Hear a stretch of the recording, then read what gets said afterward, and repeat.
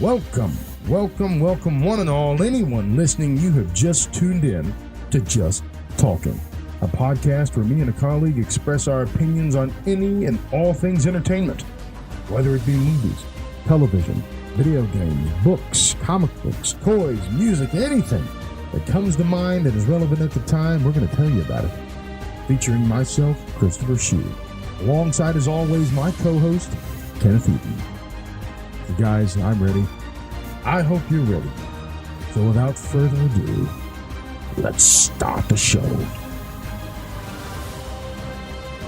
What we're here, and you might have noticed on the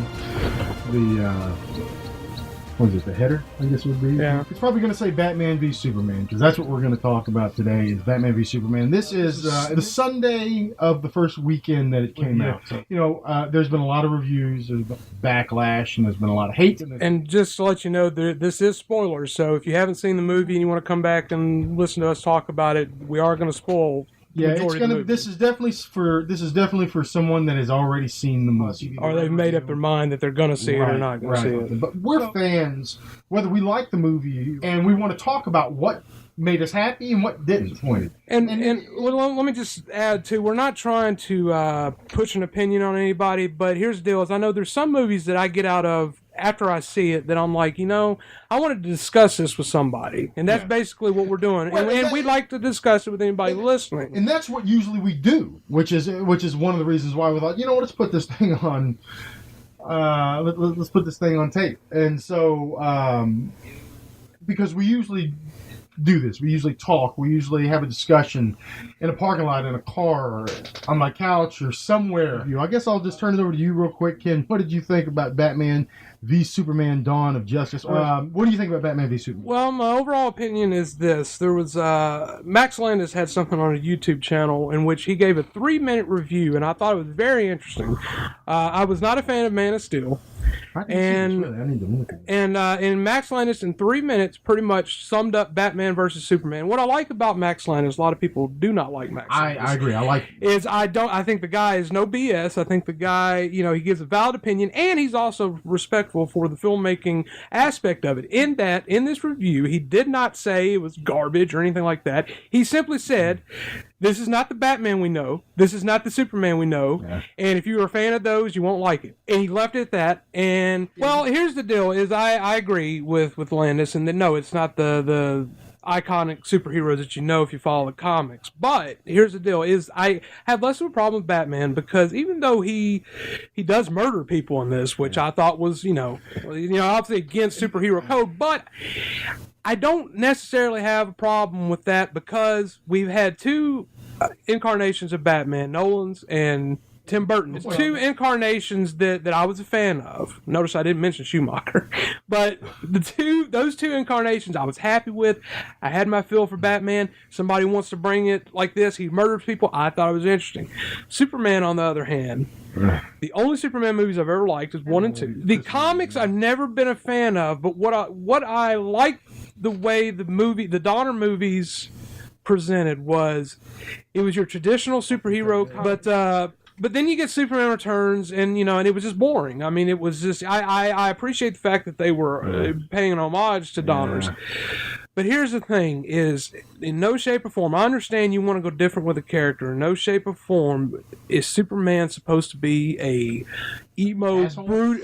Well, the more I think about it, he's very emo, brooding, woe is me kind of thing, and I'm like, listen, why? I had a conversation with a buddy of mine just today, and I was telling him, I said, look, here's the deal. You got Christopher Reeve in his movies, whether you think that the suit's cheesy or the movie's dated, you got him, and when he says, I stand for truth, justice, and the American way, and he tells Lois Lane, and I never lie, and he says it with a straight face. Standing in this costume, this ridiculous costume, you believe every word he says. Now, and when he goes, and he doesn't get angry. And when he goes to Lex Luthor, he's stern. He's like, Luthor, you're insane. This and so forth. But at the end of the first movie, when Lois dies, it's a raw, real emotion. When he holds her in his arms, dead, and then you kind of go, oh shit. He's pissed. Well, the difference for me is when Henry Cavill, which I do think is a good actor, through the whole movie goes, and it was even in the trailer, he goes, stay down. If I wanted you dead, you'd be dead. Well, how, first off, no shit, okay? 2, why are you so angry? Now, if you're a villain, go for it. And I'm sure people will tell me about motivations and why he doesn't know how to be Superman yet from Man of Steel and what have you and so forth. But I'm talking about the principle of the characters. And I think it's Zack Snyder. He had to come out like, I've got to be the fucking, I'm Superman and I'm fucking mad and I've got to. I'm like, and I just don't think it's like I don't understand it. I'm not a fan of the character. I am a fan of the 2 movies because I grew up with them. You got a guy that can't be hurt unless you got a piece of his home world, and you stick it in front of him, and then you can beat the shit out of him. So that wasn't very interesting. Now I give it a break because it was back in the 30s or whatever. This is like one of the original, if not superheroes. You know what I mean? So you're gonna learn and get better as you go down the line with DC characters and with Marvel characters and so forth. Physically, Kryptonite is basically his only flaw. That's how you beat him physically. But emotionally and mentally, he is flawed in that.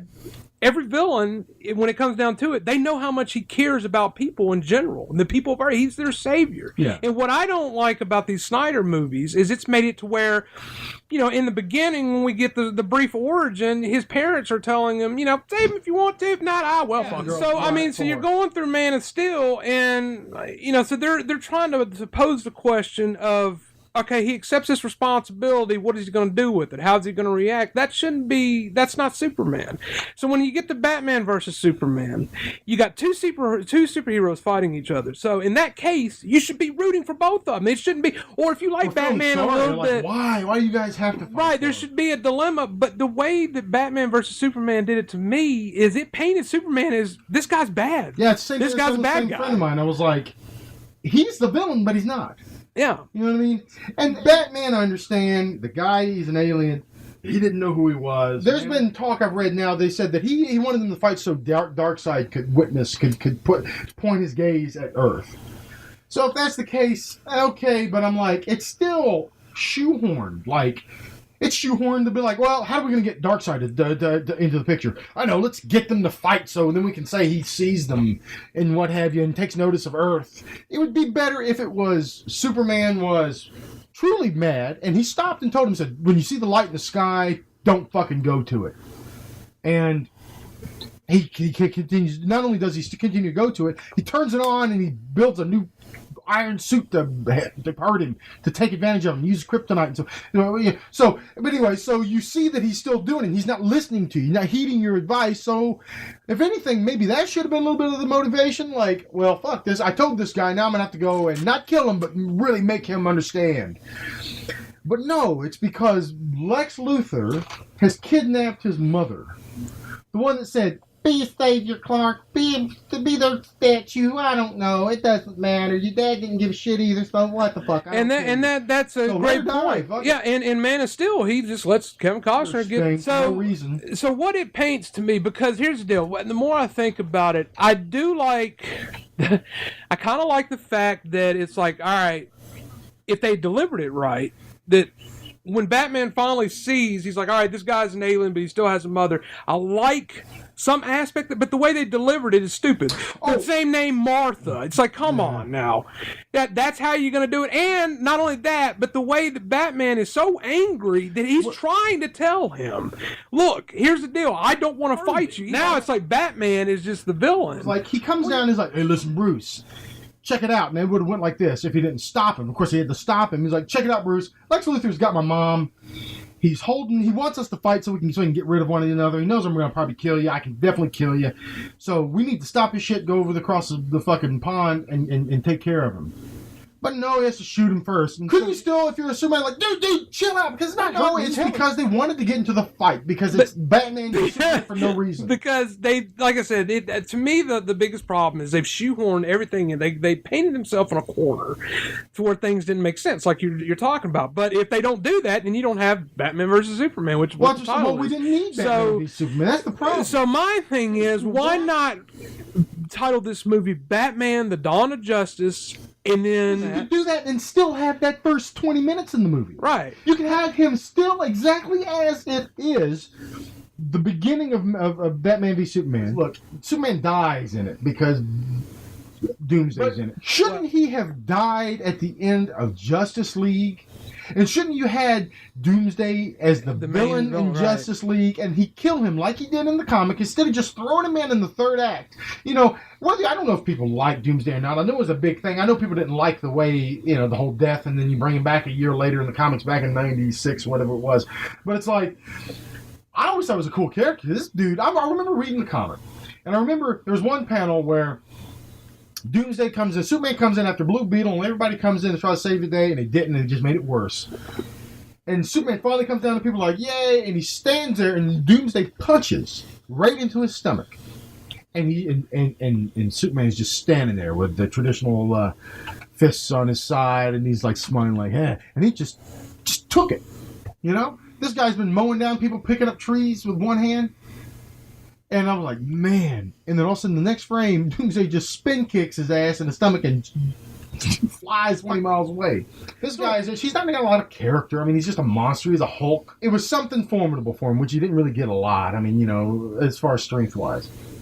So you're going to just put this guy in the third act and don't even look right. He doesn't have the hair. I always thought the hair looked cool. And not the fact that he's also not a pure Kryptonian because Lex Luthor gives his blood to resurrect Zod. Yeah. So it's like, it's not even like... You understand that? Like, why did he have to put his blood in? In the movie. The final act, it was so over the place, I was like, all right, cool visuals here, cool visuals here. It was cool visuals, but there was no substance. Recently, there was this thing online, which I'd seen, and a lot of people had seen because it was DC Universe. It was the opening cutscene of DC Universe. But recently, it was brought back to attention because the Tim Miller, the guy that directed Deadpool, actually directed this sequence. Just the CG cinematic for the beginning of DC Universe Online multiplayer game, RPG. And it's badass. I mean, it's got Green Lantern, it's got Wonder Woman, it's got Black Adam, it's got... Is that the one with Luthor in the suit? Yes. Oh, yeah. Black Adam, you know, he was there, he's like, Shazam! I remember one, yeah, that was and then awesome. Yeah. Cyborg and Batman and Joker and Harley Quinn and all those people were there. And it's awesome, but there's no real substance to it because all it is just a bunch of brawls. Now, it's cool because it's only a 10-minute video. And it's promoting something. But, you know, so you just really want to pinpoint, like, yeah, all right, you know, Joker's cool, he's got a missile launcher, fucking Batman's awesome, Superman comes, he's up in the sky, wherever he comes to save the day. My point is, that's what I felt. I'm not going to tell you that it was bad or CG or it didn't look good. And I'm talking about the Doomsday stuff where when after Wonder Woman gets involved. But that's what it reminded me of. Now, maybe it's a double standard, I don't know, because like I just got through telling you that it was cool in the cinematic, but it was only a 10-minute deal to just introduce a game. And this, I was like, well, okay, this is cool on that level, but I didn't write home about how it's like, you know, how great this little, you know, cinematic was outside the fact that it was neat because it had a bunch of superheroes in it. Yeah. And that's what I just got out of it. It was just three superheroes teaming together. Really, in my opinion, for no real reason.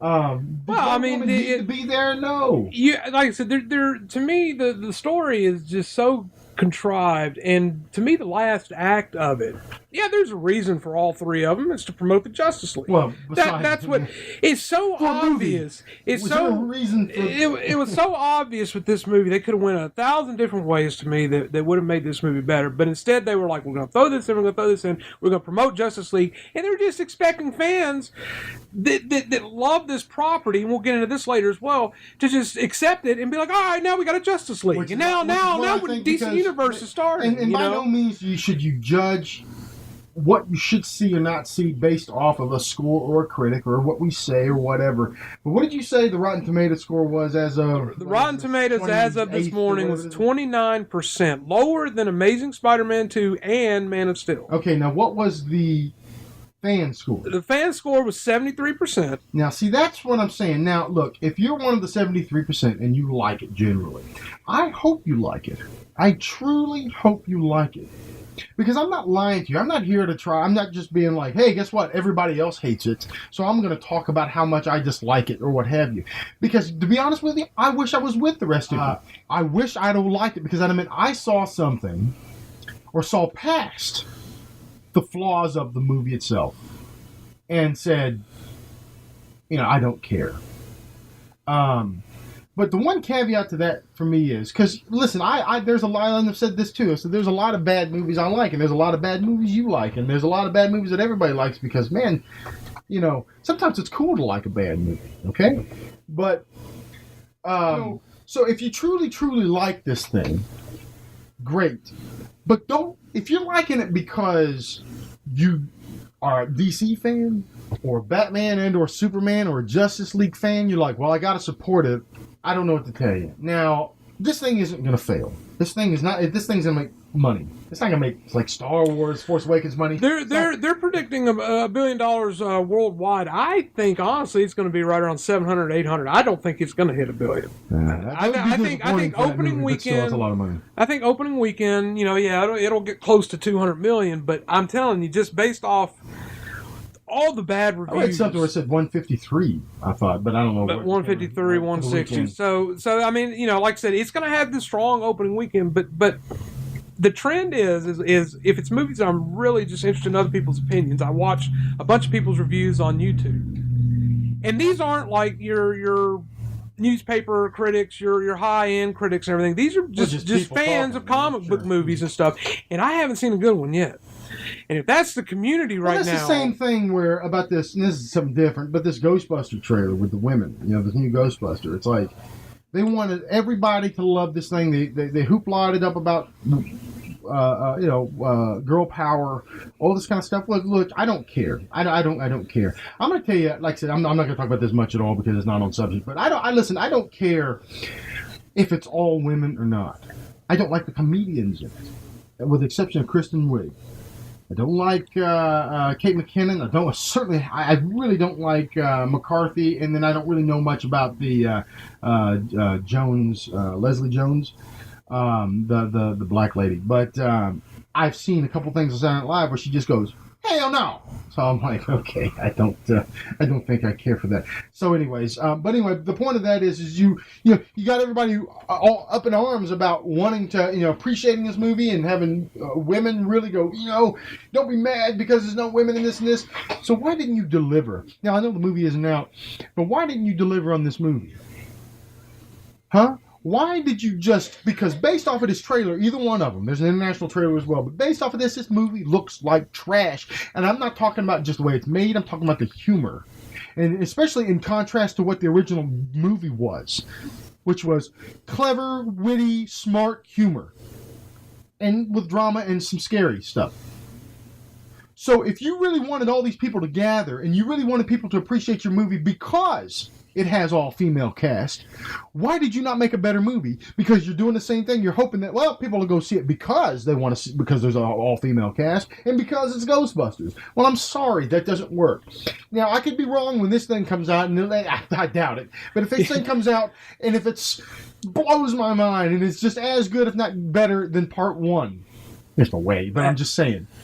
Then I'll eat my fucking hat. But there's no way that is. There's no way. Speaking of shoehorning, you do realize now that we're doing this podcast that we'll probably have to see Ghostbusters in theaters. Oh, yeah. But it's only fair. I mean, if we're going to do. I mean, maybe we'll have the Regal free tickets for our Crown Club card. Well, yeah. We'll have to pay for it. Lord mercy. What the coming of that day. Yeah. My God. Anyway. But here's the thing. Back to that. And to go in hand with Ghostbusters, I go into every movie no matter what the trailer is. If I go to pay money to go see a movie, bottom line is, if it's a good movie and entertains me, I don't care if it's the route they're going or anything like that, that's fine. But if you bore me, or if you put a movie in front of me that's like, well, we're trying to be cool, but we really didn't know what we were doing with the script or the editing, I'm gonna rant about it. I mean, because I paid hard-earned money to go see your product. Listen, I'm not even saying they didn't try. At least I hope not. I mean, you got to go. No one, including Paul Feig for Ghostbusters, you would think, hopefully. But generally, you would think that none of them goes to set out to make. I mean, you know what, today, everybody ready? Day one, we're going to make the shittiest movie we can make. We're going to make a mediocre movie. Let's do that. Everybody ready? And break. No one's going to do that. But, you know, if you make a bad movie, you did it. And the thing is, I think, and you see it. So, I mean, well, once again, you've gone the point of no return, so you can't just stop. Anyway, but you know that Warner Brothers saw those dailies. You know Warner Brothers was seeing how some of the stuff was coming together, and you're like, this is a little chunky. And then now they're going to say, okay, we're going to do another fucking R-rated. Why does Batman v Superman need to be R-rated? Because Zack Snyder works better in R-rated movies? I will agree. Yes, his best movies are probably R-rated, which is the only one, which was Dawn of the Dead. But, and Watchmen. I enjoyed Watchmen. And then you could put 30 more minutes into it. And this seemed like it was a planned kind of deal. So somebody, I think I read it or watched it somewhere where somebody made a good point and said, well, you didn't really this isn't an extended cut. This is what you had to cut out because of length. And now you're going to put it back in there. We got a lesser, bad, edited, flawed movie because you made it a certain way. And I'm going to say the reason that this happened, too. Notice this announcement was made after they saw what Deadpool did. If Deadpool hadn't have done what it did, do you think Warner Brothers would have? Yeah, to me, it would have been deleted scenes. From what I've heard, though, that I think Zack Snyder made an R-rated movie and then cut it down to cut out, And then if these scenes, and then now you got to if these scenes if these scenes that were cut, I think they announced Star Wars. They announced the deleted scenes. Yeah. But once you if you go and you get the Blu-ray and you watch the directed cut and you see the stuff that's cut, and it makes the story make more sense. Well, that's my point. There's a lot of people are saying, I'm now interested to see this cut, not because it's extended, because maybe it's the full movie, maybe it's the correct movie. But see, that's not the goal. No, that's not what you do. They made an R-rated movie, had to cut it back, and now you got a piece of a movie because you had to cut away your movie. That's not extended. And then and I look at it too is before the movie's even made, you have the script already, so you know how many pages it is, and you can roughly equate how much screen time you're going to have for this. So if you had, let's say, a 3.5-hour movie or 3-hour movie before you even start production, wouldn't that be enough signs? Because for people that don't, that obviously don't know, me and Chris are also screenwriters, and we've gotten a project called Wolfskin. It was an adaptation of a novel, and the person, unfortunately, it fell through. We're still trying to market it and everything, but it fell through. But we had the task of having to write basically both of this woman's books. Yeah, it was 2 books. And we couldn't do it in one script. I mean, when the guy asked us, he said, well, look, he's like, can you put the next book in too? We're like, we can, but we got to split this up into 2 parts. So you tell me, relating this to Warner Brothers, you've got the script in front of you. Obviously, you got a big movie about Batman vs Superman and a big movie about Justice League. But because you're so afraid, if you don't have confidence in your creator, which would be Zack Snyder, and the crew that's doing this and everything, then to me, you did what you did because you're like, we got to catch up with Marvel. We got to catch up. And the equivalent of that is take your time. Yes. Focus on one thing, Batman vs. Superman. And then give us Justice League after that. Don't focus on that because the whole... The story about this was they were planning on making Man of Steel 2. Okay? This is what I read. They were planning on making Man of Steel 2, and then somebody, Zack Snyder or whomever, said, you know what would be cool is if Lex Luthor wheeled in some kryptonite. And on the canister or what have you, it says Wayne Enterprises, which oddly enough isn't what happened in the movie, but it says Wayne Enterprises. And somebody went, whoa, that's awesome. Holy shit. And they said, what if, and then they started brainstorming, what if, and then Batman came and did this. And they said, you know what, let's scrap Man of Steel 2 and just make this a Batman versus Superman thing, which is, it's not, they didn't pull it out of their ass. I mean, it's a comic. They did that. But to me, they're on the right track. You make Man of Steel 2 and you continue on. As good as it might seem or sound, then you have to step back and go, is that a good idea? Is that a good idea? At least for now. Even if they think, okay, we're still going to make this movie, but is this a good movie now? Maybe we should wait till after Man of Steel 2 and right before Justice League. But they went, no, let's do this because this is such a great idea. And they basically just, here's something else to mull over. This thing was delayed until March 2016 when it was supposed to come out around mid-2015. Now, they said that they delayed this thing to further it, to make it better, to continue on, because they were like, all right, we're not gonna release this thing mediocrely. We got something here. If you say July 1st, you better come out on July 1st, or else people are going to start losing trust in it because there's been plenty of movies. What was the movie with Gary Sinise, back in the day, Imposter. Yeah. They showed a trailer for that a year before it wound up coming out because they delayed it, and then it came out and made no money because some people went, "Isn't that what I saw a year ago? Did that come out?" So anyway, well, a bigger example because it is an established property is Star Trek. Yeah, well, right. But see that, but arguably, but that kind of works. Is what I'm getting at though is you better deliver it though, because remember the backlash for that when they said they were postponing that. All the fans were like, "What the hell's going on?" Well, there's backlash because they were just rebooting the thing in the first place. Which, in my opinion, that's why I say it worked, whether you liked it or not, is because it wound up not just only making money, but a lot of people did wind up hardcore trekkers, whatever. They were a little offended, but I don't think you can get away from that. There's a lot of things I love, and if you fuck with it, I'll say, "Oh, you shouldn't worry about it, trekkers."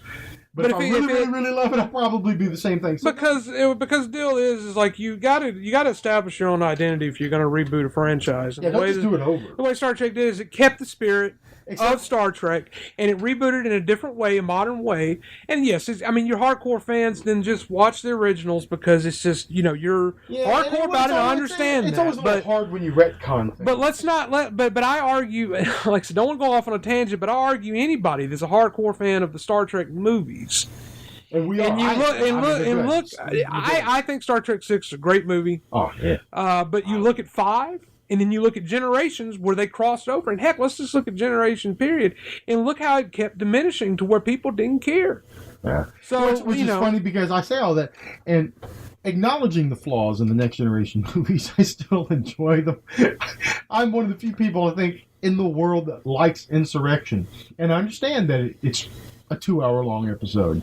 This new trailer for the new Star Trek doesn't look too good. It really doesn't look that great thus far. And it looks like because they're just doing an episode. So, I mean, maybe don't listen to anything I say because it's just contradicting myself. But I do understand that Insurrection was a 2-hour TV show. And I'm a little weary on this new one because it looks like it's just going to be a 2-hour episode. So, I don't know. But anyway. But to connect the dots back to Batman versus Superman, though, I challenge anybody. Do you think the spirit of Batman and Superman is in this movie? Because, like I said, they're doing the same thing. They're going a different route with it. I think Batman's there. I think Batman is there. Shit about this movie, but right. I think Batman's there. Affleck, which there's a show we watch, and the guy claims the same thing as well. And the only person who can attest to this is you. I remember saying when Ben Affleck was cast, going, "That's interesting." It's whereas a lot of people were really going, oh no, and then Batfleck came around and whatever.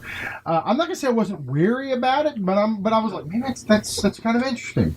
And I remember voting. I remember talking to you in the past, going like, I'm rooting for Ben Affleck. I want him to do a good job, right? Because it's interesting. And the same thing is about kind of the same thing about Jesse Eisenberg as Lex Luthor. I thought everybody, I hated it, and I'm not gonna tell you it was the greatest thing. I mean, it really was a little underwhelming, even for what I was expecting. But I told you, and you remember, I said I'm gonna embrace this Lex Luthor. In the same way with even the Joker in this new Suicide Squad. But I'm embracing this because it's different. If you're just going to do the same thing over, what is really the point? Especially if you're going to reboot every fucking 10 years or whatever it is. It may not work. And I don't know if it did or not at half, maybe so, whatever in the final product. But it's different. Do something different. He's a young guy. He was the Facebook guy, but just as Lex Luthor. You know what I mean? He was that asshole, quirky, weird, young, genius entrepreneur. Okay, and just quickly the same thing with the Suicide Squad. At first a lot of people really just did not like the look because it was so extreme for the Joker. And I remember kind of at first going, ooh. But then I thought and sat back and thought the same thing. I kicked myself in the ass and said, "Well, it's different, right?" I don't think, as much as I love Jack Nicholson's portrayal, because that's the Batman I grew up with. I remember when it came out. I saw it in the theater. Man, it's hard to say that Heath Ledger. I mean, everybody's on agreement with this, but it's hard for me because I love the original '89 Batman. But I'm like, man, Heath Ledger.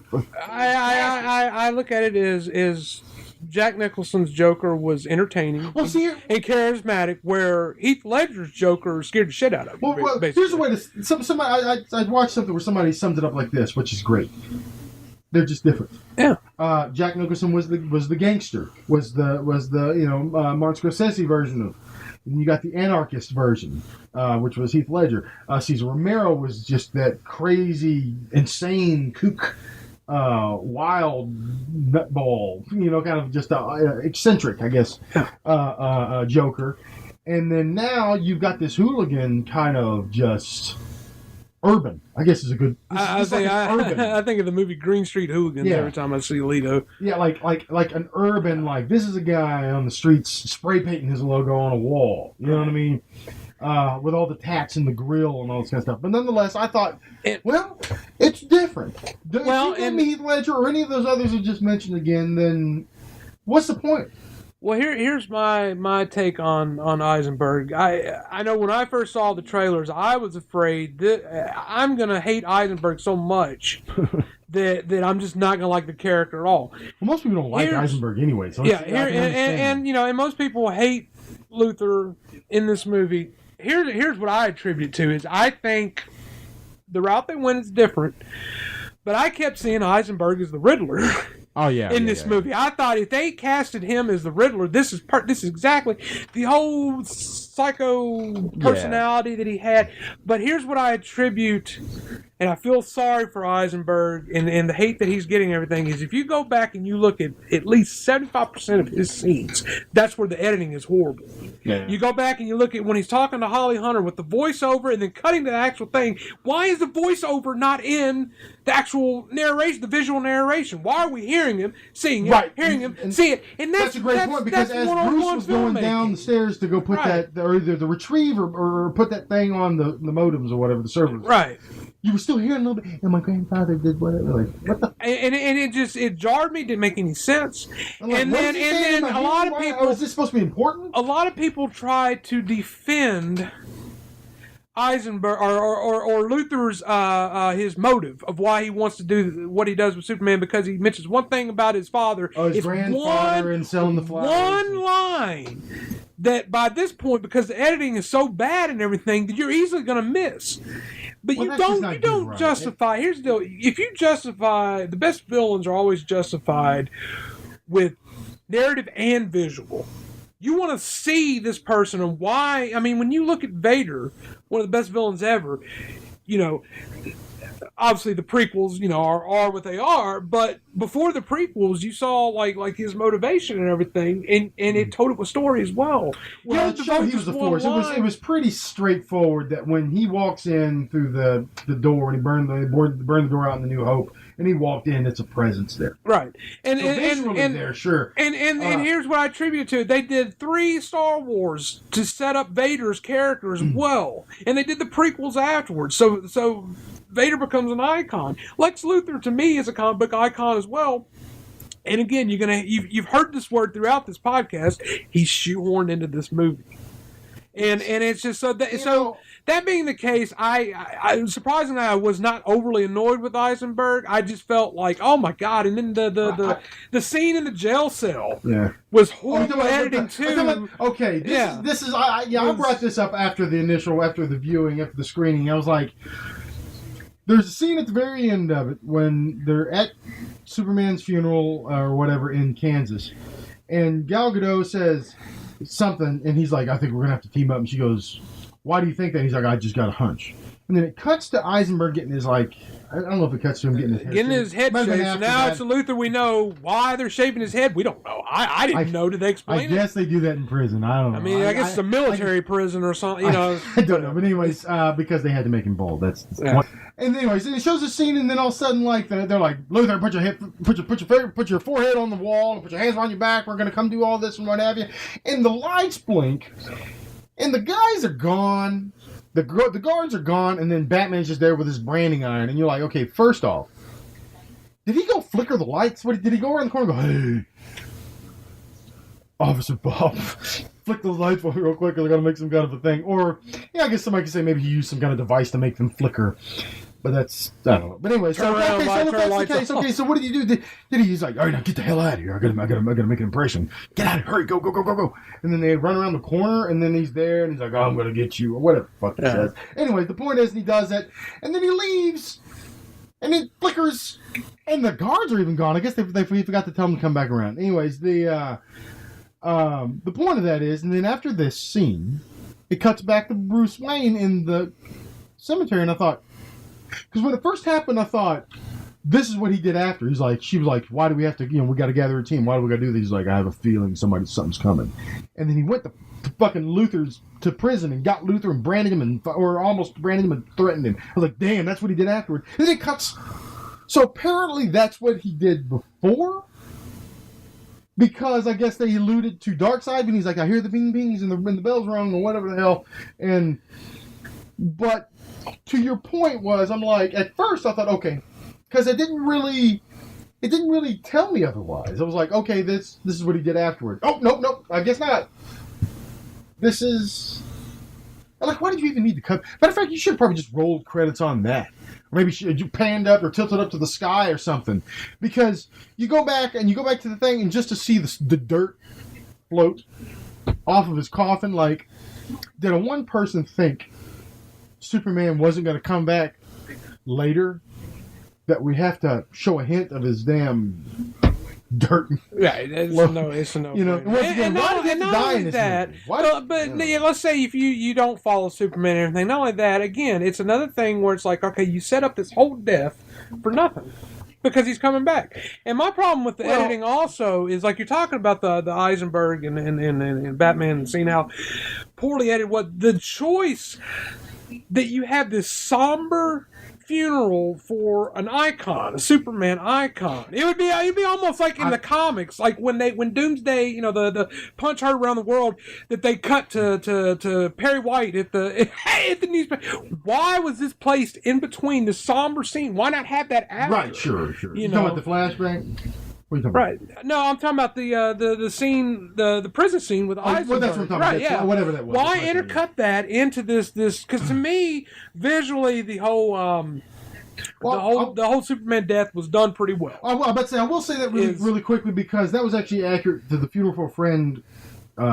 Second part of the death of Superman, there was the Funeral for a Friend, then there's the Reign of Superman, because to everything except for the fact that, like, in the comics, they had Flash and Green Lantern and everybody was there at the funeral. But it was pretty cool because that coffin was exactly the same as black with the silver insignia on it. I was like, yeah, that's actually kind of cool. That's pretty cool. But here's another thing, because we mentioned Darkseid as well. Is another thing I had a problem with is the multiple dream sequences in this, because there's another movie that I just cannot stand that Snyder did called Sucker Punch. If you haven't seen Sucker Punch, I'm gonna go ahead and spoil it because of how much I hate this movie. Fucking watch it. Don't watch it because it's all a dream. You're watching bullshit for an hour and 45 minutes. Again, comic book looking, anime looking, and everything. Visually, it looked cool. That's what suckered me, no pun intended, into seeing this. That's what Snyder's best at. Is just. But then after seeing it, got punched in the nuts. So I mean, there you go. There's your sucker punch. But here's the whole aspect of all these dream sequences with Batman and Darkseid and everything. The more and more I think about it, why I like we're doing this podcast right after we see it, because it's fresh in my mind. The dream sequences are bullshit to me anyways, even though visually, again, they look cool, Flash coming to warn him and all this. But why Batman? Why not Superman? Doesn't it make more sense that Superman would get these visions instead of Batman? Like, why? To be honest with you, I don't know enough about the comic and the storyline to tell you that. I will say, though, that going at some positives, I did like the Flash portion where the actual Flash came in through the portal, like the little time rift or whatever it was, because it actually was alluding to furthering so a storyline that I'm actually interested to know more about, even though I didn't care for this movie so much. And that was he kept saying Lois Lane is the key, and you were right about him all along. You were right. And to me, I thought, well, first off, because it was perfect, I think you can't do this in a Marvel movie, because Marvel, now they're venturing to space, with Guardians of the Galaxy and all this kind of stuff like that. DC I mean, outside the fact that they're like gods and so forth, versus really being a lot of like superhuman, even though they're the metahumans they call them, but there's a lot of stuff like that. But anyway, they deal with different Earths. They're doing that in the current Flash TV show and all this kind of stuff. Anyways, if you're savvy to DC, you know this. So I thought, this works. This makes sense, and it was actually kind of cool to see it in the big screen because they have done it in the Flash. And I mean, so to see them go ballsy, which is one of the great things about living, whether you like the movie or not, the time we live in now. If you're a comic book fan, love or hate these things or whatever, you're getting them. And not only are you getting them, you're not just doing like back when we grew up and we watched the original Tim Burton Batman, where they were still a little scared to do certain things. They were scared to do things, and like early Marvel, X-Men in the 2000, the original X-Men in 2000, they were scared to put them in colorful costumes. They're scared to do bold things. And now you look at the newest X-Men coming out this year has fucking Apocalypse in it. And Archangels in it. So anyways, it's cool to see that scene because it did for me it brought some light to the fact that like this is going to be a universe. This is going to be an interesting thread. Now, are we going to get to, whether it be a Justice League movie, whether it be something further down the line, we've got to, presumably, get to where maybe even Bruce sends flashbacks that you got to go back and warn me and try to warn me. And so I'm now interested in where that comes in. Where does that happen? What is he talking about? Why is Lois Lane the key? Why? Who is it? And for some reason, while I was watching, I was thinking Superman. He was right. Like, you're right about him all along. And if you go by this flashback, Superman he looked to me evil, did he not? And he had the damn the soldiers with the patches that were his people, his soldiers, his whatever. And that's the first thing I thought of was like, he's talking about him. You were right about do we see the red kryptonite come to play or something somewhere down the line? When he's resurrected, is he Bizarro? Is he the evil? I mean, that's possible. Could it happen? Yeah. I don't know. So that part I did enjoy because I thought this adds something to me. It adds some mystery. It adds something that I'm actually looking forward to. Because I was telling the same buddy I was talking about earlier was that, and this still reigns true. Now, they could wind up being good movies or better movies or great movies. I don't know. And when it does, then I'll change my mind. But I don't care when Flash comes out. I'm not going like, man, I tell you what, they don't have a release date for the Flash yet, and I don't know what I'm going to do. I'm sorry, I don't care. And Wonder Woman's coming up next, and I don't care. And it's not because she's a woman, because I didn't. Now, with that said, asterisk next to this. Will I watch them? Yes. Of course I will, because I'm a nerd. Because I like watching these movies. I'm a comic book fan. I'm a comic book movie fan. That's why this isn't a Marvel DC thing, if anybody thinks it is. I've watched it. I'm going to watch Suicide Squad. Speaking of which, I hope that's not shitty. I am fucking going out of my mind on this thing. This thing looks fantastic. But I don't give a shit about these other people. Now, that could be a good thing, because seeing that I have no expectation for these things, when I do see them, like I said, I will see them. If they're good, I'm going to be like, holy moly. And if they're great, it's going to blow my mind. So for everybody that, that's a DC fan that may not like what I'm saying, there you go, man. It's, you lower expectations down, and then if you deliver, hell, I might, a year or two from now, hopefully we're doing this podcast, we'll be like, hey, man, remember when we talked about Batman v Superman and I said I didn't give a shit about The Flash? Well, man, do I care now. It was fantastic. And I do it. I hope that happens. But see, now, I don't care until then. Whenever I see it, I'll see it. Aquaman is one, though. I'm going to watch it all. I'm not saying it anymore because it should be known. I'm going to watch all this stuff. I don't care about Aquaman at all. I'm going to go into the theater and not care. It better be a goddamn good movie. I don't like Jason Momoa. I don't care. And here's the reason, and this is why I say when I texted you, because I'm not a big fan of Avatar either, but I said, you know what? I think I like Avatar more than Batman vs. Superman. I absolutely hate Batman vs. Superman. Do I hate it because it was poorly made? No. What I hate about it, to me, these days, movies are two things. And both of them start with the letter P. They're either passion or the product.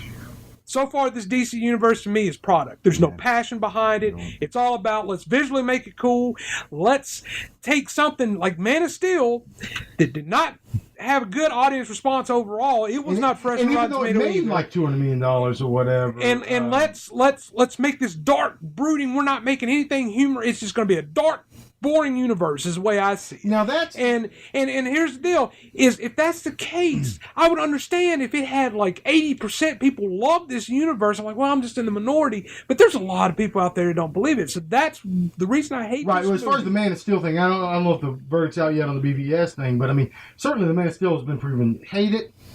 Or like it. There's no in between or anything like that. And the thing is, there's a lot of hate-its. So to me, if I was at Warner Brothers, I would say, well, maybe we should, we've only done one movie with this kind of universe. Maybe we should kind of mix it up a little bit. But no, they do the same thing with Batman vs. Superman. They're presenting Flash, Aquaman, all these people. Yes, it's interesting. You're going to see these characters on the big screen. But the reason I don't care, and I don't know if it's the same for you, is because there's no passion behind this. It's just because they haven't proven anything to me. That's why I just said, if I go in there now, see, here's the deal. The good news is Zack Snyder's not doing those. He's doing Justice League, but he's not doing these other ones. Right. So you got a guy that might be passionate, as in the Fury guy. What's his name? David Ayers. David Ayers. Yeah. He's directed Suicide Squad. I know when he presented the stuff last year at Comic-Con, he seemed pretty damn jazzed about it. Even taking shots at Marvel, going like, we got the villains. They may have the heroes, but we got the villains. I mean, he was happy about this stuff. Now, this could easily be, just like any movie, could be bad. But it's like, it sounds like this might be good. I don't know who's doing Wonder Woman, but once again, they may be a big fan. He or she may be a big fan. I think it's a woman. I think it might be a woman. It's been their dream to make Wonder Woman, so the thing might wind up being good, and so on and so forth. But they haven't proven anything. They haven't shown that passion to me yet. They, like you said, to me, when they came out and they dictated dark tone, how do you dictate a tone for all the characters? How do you dictate Aquaman is going to be dark? Well, and how do you dictate that? Because here's the thing that Marvel does. They dictate the tone. They dictate the tone according to the character.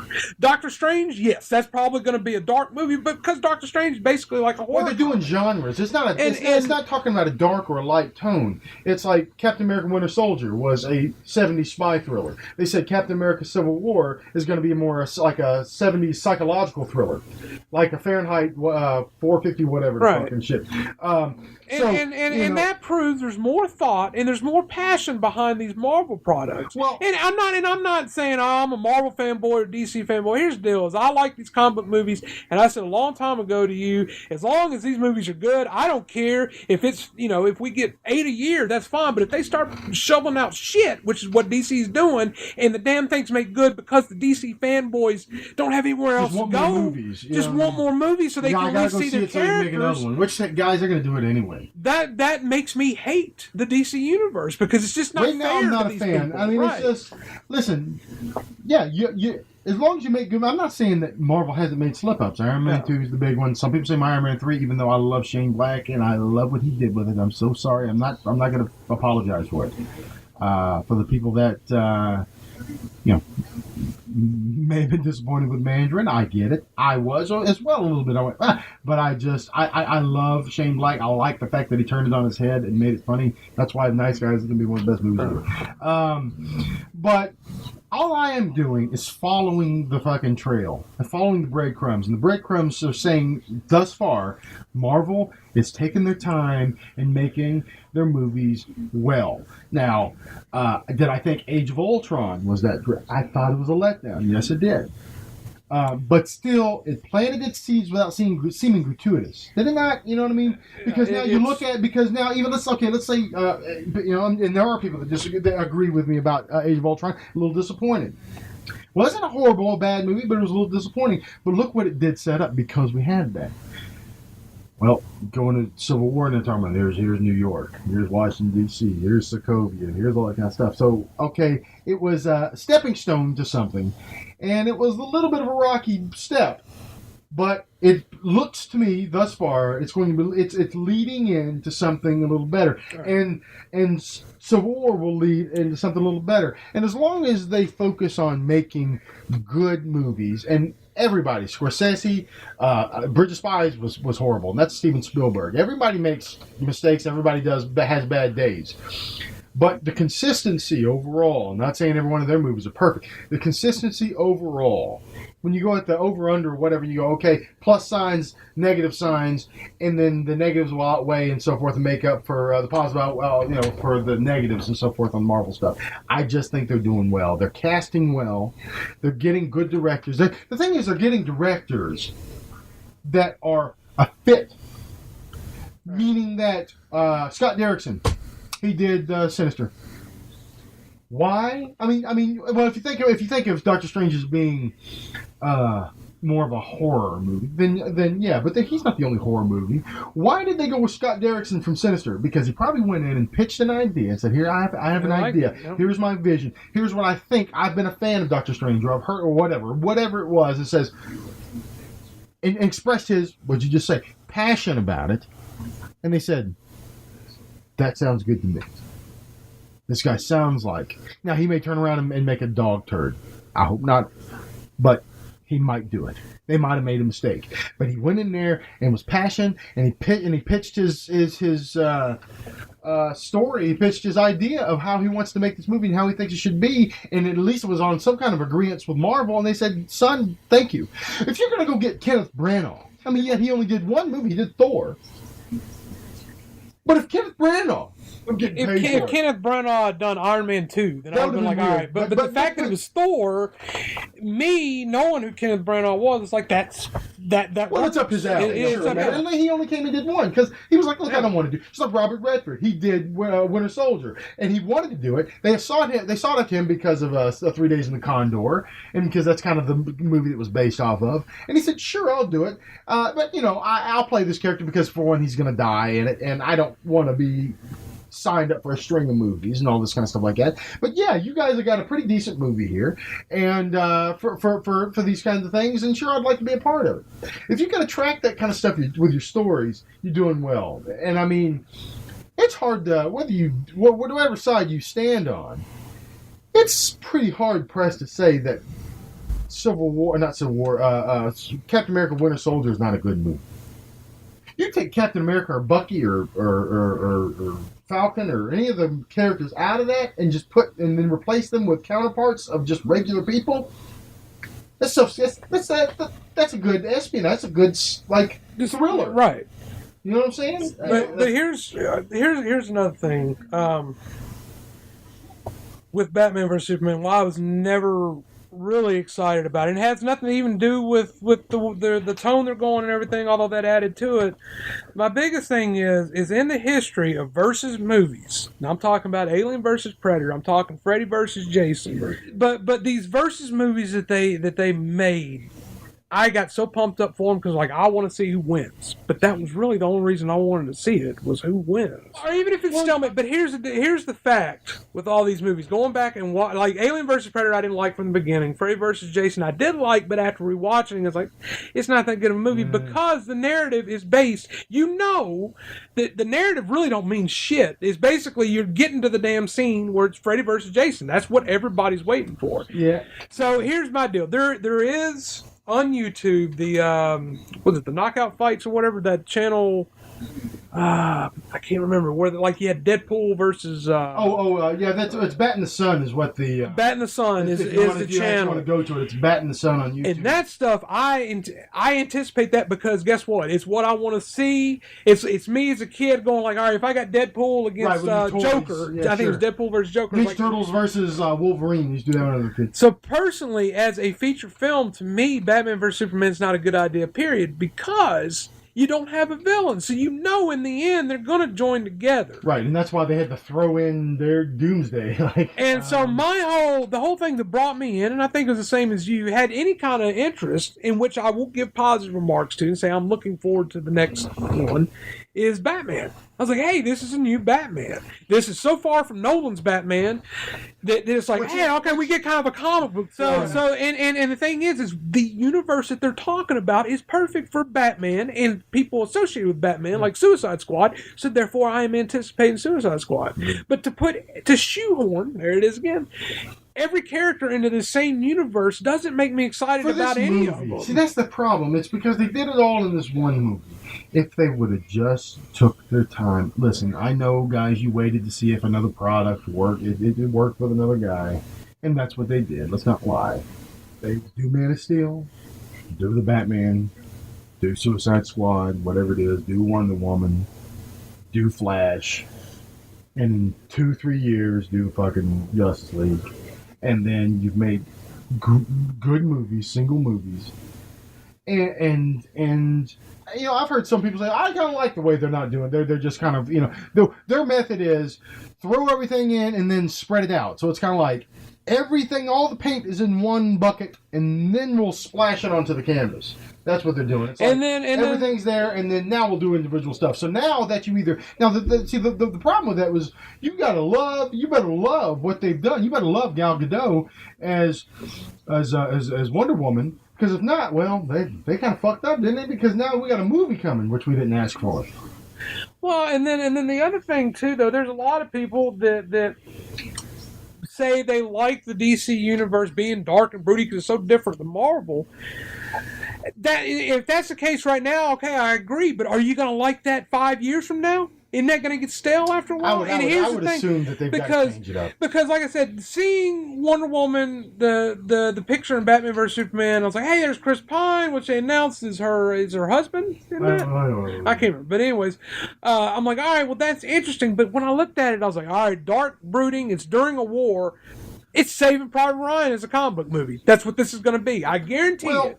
That it's going to be in the style of a Saving Private Ryan. Well, I have a problem. It's just going back to what I was saying with Marvel. If they're going to make this more of a war-based kind of thing, and it makes sense, and it's made well, and the characters are there, and it furthers the universe as well, because let's be honest, that's what everything's about today.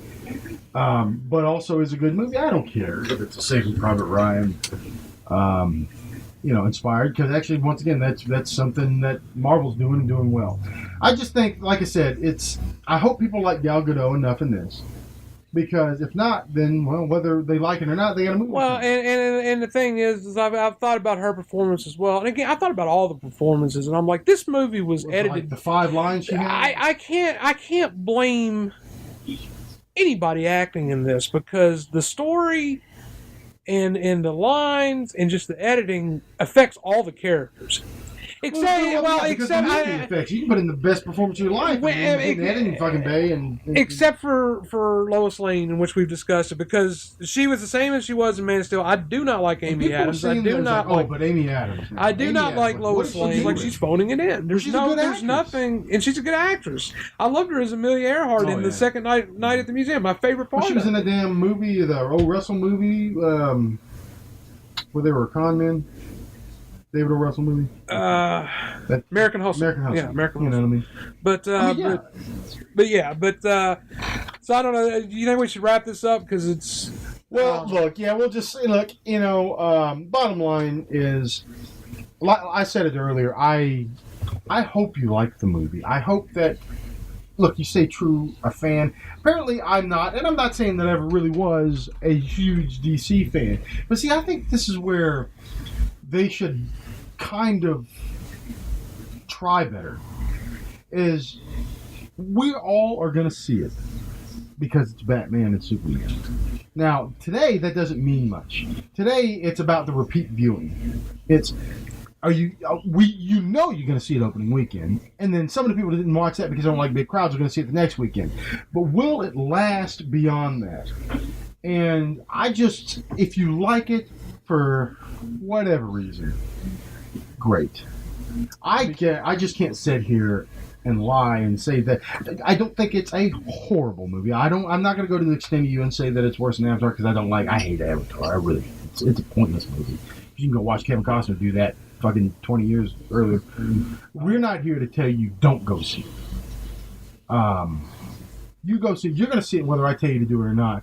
And like I said, I like the idea of it keeping the spirit alive on something that it truly is not a well-made movie. Whether you like it or not is not a well-made movie. So to keep the spirit alive, keep it going, hey, look, that's what fans do. That's what fans do. So if you like it, I can't see it any other way, I guess is what I'm trying to say. The bottom line for me, it's not entertaining. It wasn't. It was dreary. It was dark. It was a drama for the first hour. They got to the fight. The fight was not even like placed in there. There was no merit for it, even though that's its namesake. But here's my final thoughts about it. Again, I mentioned this before. Batman vs. Superman is an excellent product of those people that are just dying to see Batman vs. Superman on the big screen, and you will get that, and you will get a good fight sequence with them. But don't go in thinking that it's just this fun romp, because it's not. It takes about an hour and a half to get to the good scenes. I remember leaning over to you and saying, I got up at one point to use the restroom when I was in the theater, and I came back, and about another 30, 45 minutes went in. I remember I leaned over, tapped you on the shoulder, and said, Did I miss that scene where Batman kicked those guys' ass in the warehouse? And you said, I don't know. I said, well, did it happen while I was gone? You said, no, I don't think so. I thought they'd cut that shit out. Because I'm watching this movie. It's a 2.5 hour movie. I'm 2 hours in, and it still hasn't happened. It happens at the very end of it. That was the scene I was looking forward to. That's what I said to him. I was like, shit, man, I wouldn't miss it because I was looking forward to. And I saw it, and I was happy, and it was awesome, and it was cool. But guess what? 3/4 of that I saw in the trailer. That goes back to what we're talking about with how the film is flawed just as a film, because the pacing is horrible. Is because you sit there, and here's the deal: if it was a good story, and a lot of these scenes, for one scene we hadn't talked about is Superman in the Capitol and how they set all that up and then they just explode it. You set aside this part of the story, and I wanted to see the trial. To be honest with you, I'm like, well, hell, you done bored me to tears. I want to see how this trial goes. And then I didn't want to see a trial per se, but I thought, because you had said, you were like, man, I thought he was gonna say, look, tried to defend himself, right? Do what I can. I'm learning. Because what everybody basically was saying about Man of Steel, oh, he didn't know what he was doing. He was just Superman. Well, he looked like he was 30 years older than me. So you tell me mom and pop kid didn't tell him right from wrong. Anyways, so he could express that to the council, saying, look, hey, I know what happened. I can see it. I saw it. I saw the repairs. It was 2 years later. I saw everybody having to rebuild. And I guess they built quickly. Maybe he helped them build it. Shit, built it up in 2 years. But anyways. But as soon as he looked like he was getting ready to go, they blow it up. So something that you might look forward to. And like I said, I didn't want to see this, People versus O.J. Simpson trial on Superman. But I'm like, I know we live in a real world. I know this. But why do we have to put Superman on trial? Is that what we want out of superhero movies? Do we want to see, no matter what anybody tells you, they made this movie, and at least they put that plot point in there because of the backlash of the destruction at the end of Man of Steel. That's why that plot point was in there, which is kind of a problem in the get-go, because they had to address that a lot. They had to address it with the court, and they had to address it with at the end of it. They're like, oh, by the way, news in, there's Doomsday on top of the tower. Wait, good thing it's in the work area district where everybody has gone home. Oh, where did that piece of the spaceship land? Oh, it landed on the western corner of Gotham City. Well, luckily, there's no one there. Oh, that was. But here's my final thoughts on it. Is like I said, it is a product. It is badly paced.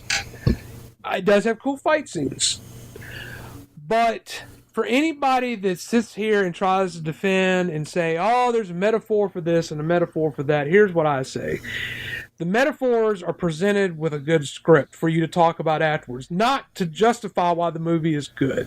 And I'm not going to say that this was a metaphor for this. I'm going to say that what I saw was a badly paced, badly scripted, badly edited movie.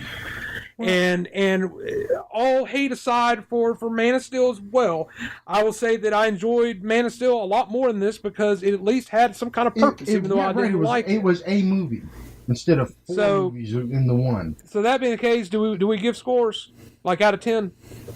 I guess you can.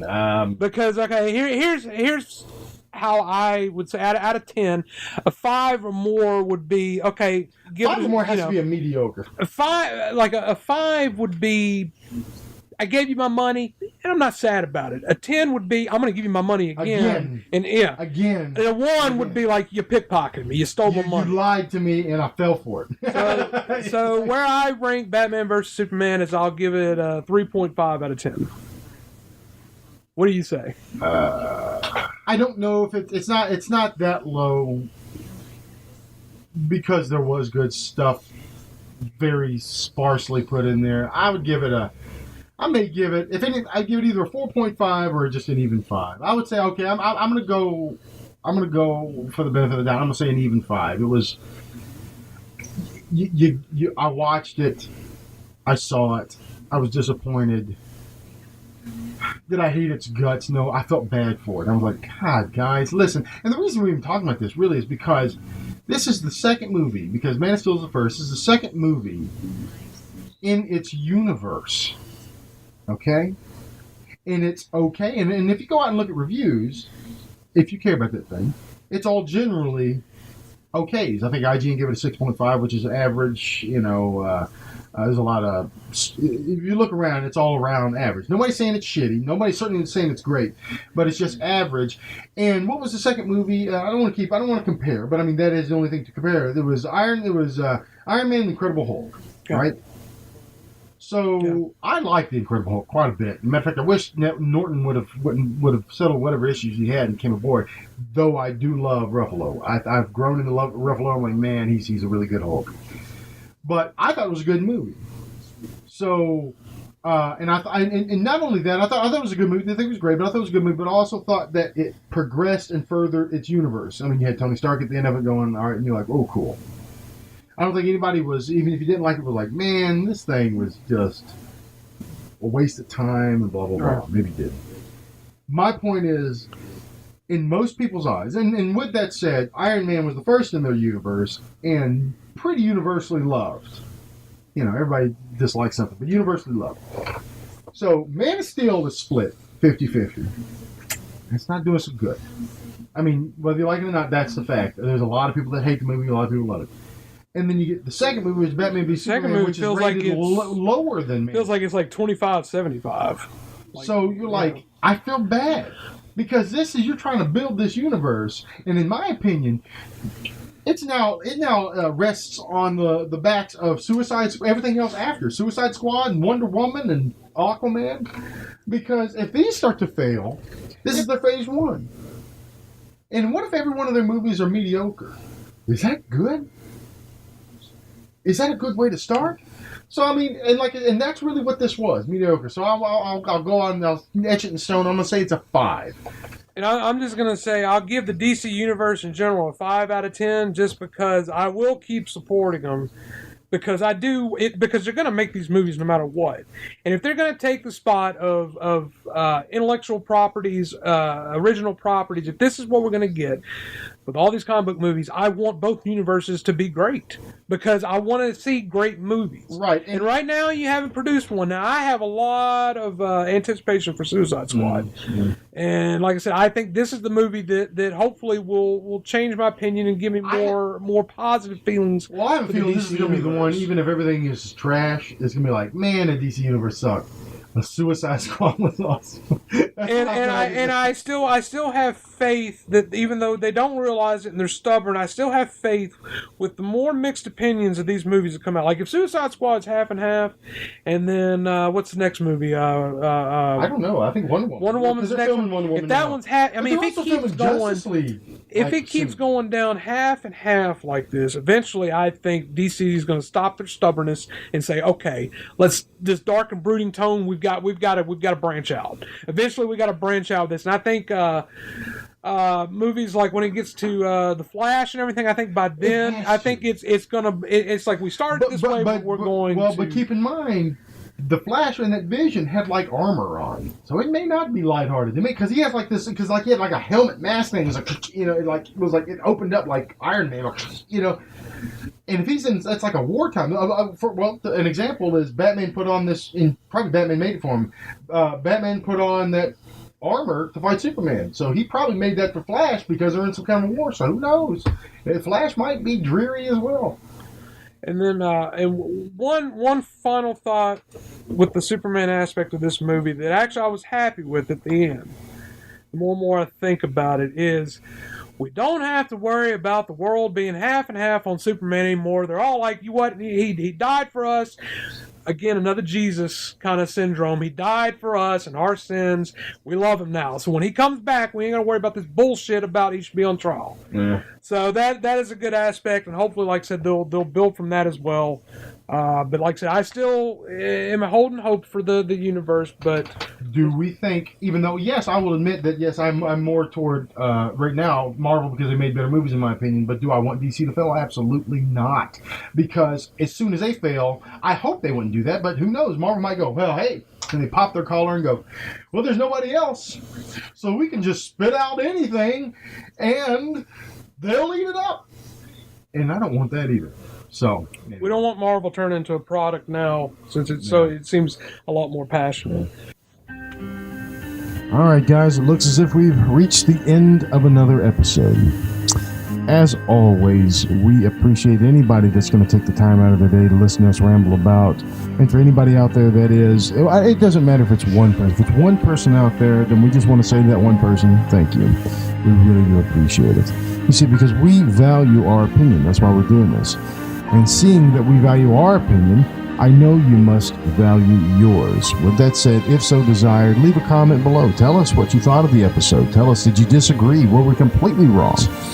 Yeah, leave a comment below. We'll certainly take a look at it. Also, if you want to spread the love, just subscribe if there's a subscribe button. Like if there's a like button, and rate if you're on iTunes. Rate this thing. You know, and basically what that does is just tells us that we're not talking to ourselves. We're not just just a couple talking heads talking to the stratosphere, and that somebody is out there listening, and somebody is getting some kind of value maybe out of it. So if you can do that, if you feel like it, it's if you like it. If you didn't like this, then don't do any of that. Do none of the above. Anyways, it's always a pleasure to talk to you guys. We will be back again next week.